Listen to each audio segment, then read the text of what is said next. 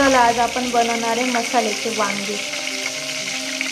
त्याच्यासाठी मी तेल, जिरं, हिंग आधीच टाकून ठेवले।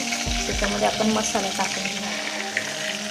त्याच्यामध्ये कांदा, लसूण, अद्रक, कोथिंबीर, डाळ एवढं टाकले।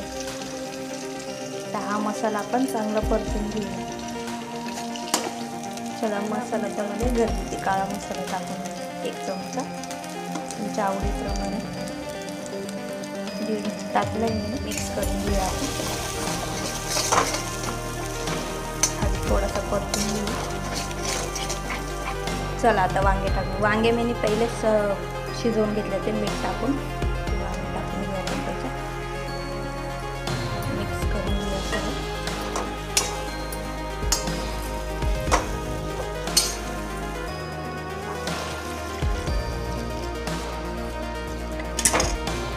तुमच्या आवडीप्रमाणे तुम्ही सुकी करायचे हे सुकी रस्स्याची करायचे असेल आता याला आपण 5 मिनिटं उकळी घेऊ द्या।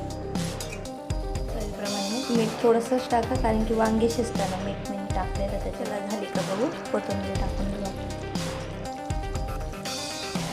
मिक्स करून घेऊ।